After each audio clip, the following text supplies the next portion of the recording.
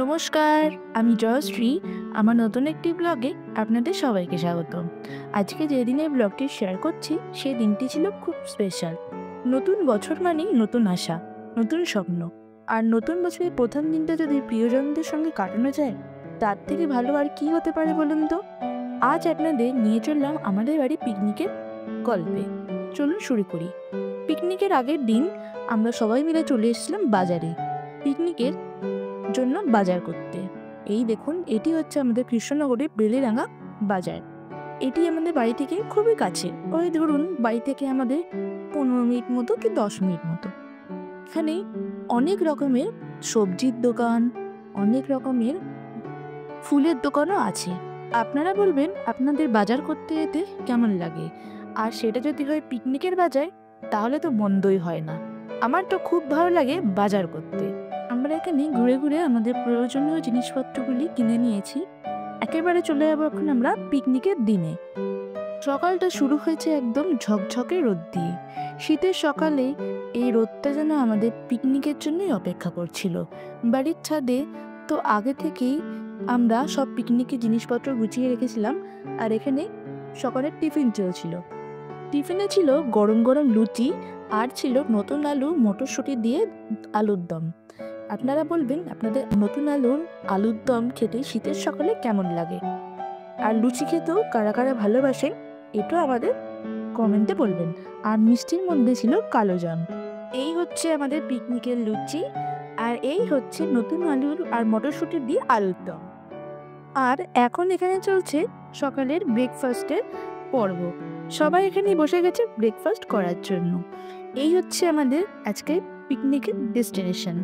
তো এখন সবাই আমরা ব্রেকফাস্ট করে নিই, তারপর আবার অনেক কাজে নামতে হবে। এখানে বাচ্চারা অনেক সুন্দর খেলা করছিল, কেউ চেস খেলছিল, আর এদিকে চলছে পেঁয়াজ কাটা। মাংসের জন্য পেঁয়াজ কাটা চলছে। চারিদিকে সব জোগাড়যন্ত্র ভালো মতোই শুরু হয়ে গেছে। আপনারা এই বছর কে কে পিকনিক করলেন অবশ্যই আমাকে কমেন্টে বলতে ভুলবেন না। ওয়েদারটাও ছিল সেই দিন খুব সুন্দর। আর এই দেখুন, এদিকে চাটনিও বসে গেছে, টমেটোর চাটনি। শীতকালে ছোট থেকে বড় বলুন, টমেটোর চাটনি খেতে তো সবাই ভালোবাসেন। আপনারা কে কে টমেটোর চাটনি পছন্দ করেন আমাকে কমেন্টে বলতে কিন্তু ভুলবেন না। এখন আমিও বসে গেলাম পেঁয়াজ কাটতে। অনেকটা মাংস ছিল তো, প্রায় 7 কেজি মাংস, তার জন্য অনেকটা পেঁয়াজ লাগবে। তার জন্য দুজন মিলে হাতে হাত মিলে করলে অনেক তাড়াতাড়ি হয়ে যাবে। যোগাযন্ত্র কিন্তু ভালোই চলছে। আপনারা বলবেন আপনাদের পিকনিক করতে যেতে কেমন লাগে। আর এদিকে এই দেখুন, এই হচ্ছে আমাদের সব থেকে ছোট্ট সদস্য পিকনিকের। এই হচ্ছে মাংস ধুয়ে আনা কমপ্লিট হয়ে গেছে। আর এইদিকে আপনাদের সাথে কথা বলতে বলতে দেখুন মাংস কষানোও কিন্তু হয়ে গেছে। আপনারা কে কে চিকেন খেতে ভালোবাসেন বলবেন তো। চিকেনটাকে একটুখানি হলুদ, লবণ আর লেবু দিয়ে ভালো করে মাখানোর পর চিকেনটাকে ভেজে নেওয়া হয়েছিল। তারপর যেমন করে যা মশলাপাতি দেয় ঠিক সেরকমভাবে মশলাপাতি দিয়ে ভালো মতো এটাকে কষিয়ে নেওয়া হবে। আপনারা কে কে চিকেন খেতে ভালোবাসেন বলবেন, আর কে কে মটন খেতে ভালোবাসেন। এতক্ষণ অনেক লোককেই আপনারা দেখতে পাননি, কারণ তারা এসেছে অনেকটাই দেরি করে। এখন তারাও চলে এসেছে, আর এখানে চিকেনটাও বেশ কষা মতো হয়ে গিয়েছে। তো সবাই এখানে বাটি বাড়িয়ে দিয়েছে এক পিস কষা খাবে বলে। আর এখানে তো বাচ্চারা চরম তালে খেলায় মত্ত। সবাই কত হাসি মুখে খেলা করছে দেখুন।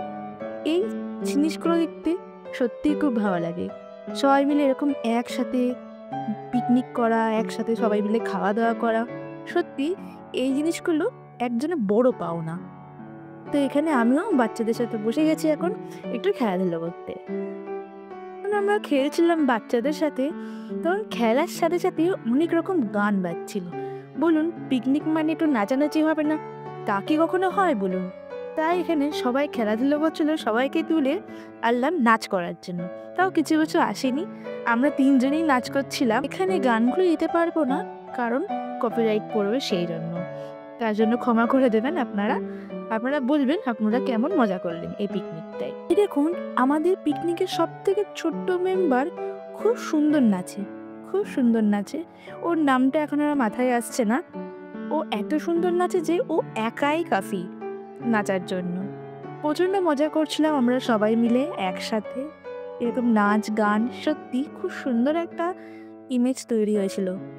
তারপরে অনেক নাচা টাচার পরে এখন আমরা সবাই মিলে বসে গিয়েছি খেতে। পিকনিকে এবার খাবার খেতে হবে। ওরা এখানে খেতে বসেছে, ততক্ষণ চলুন সেই ফাঁকে আপনাদের একটু মেনুগুলো ঠিকঠাক করে দেখিয়ে আনি। এইদিকে হয়েছে চাটনি, টমেটোর চাটনি, আর এখানে হয়েছে ডাল টমেটো দিয়ে, এইদিকে হয়েছে চিকেন কষা আর ভাত। এই হচ্ছে আমাদের পিকনিকের সিম্পল মেনু।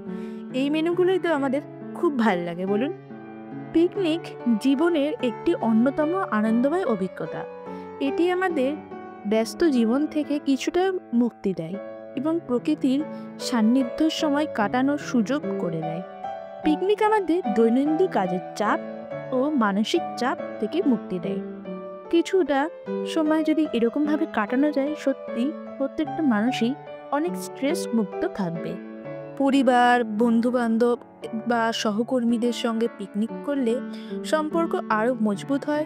একত্রে খেলাধুলো, গল্পগুজব এবং খাওয়া দাওয়ার মাধ্যমে আন্তঃসম্পর্ক আরও গভীর হয়।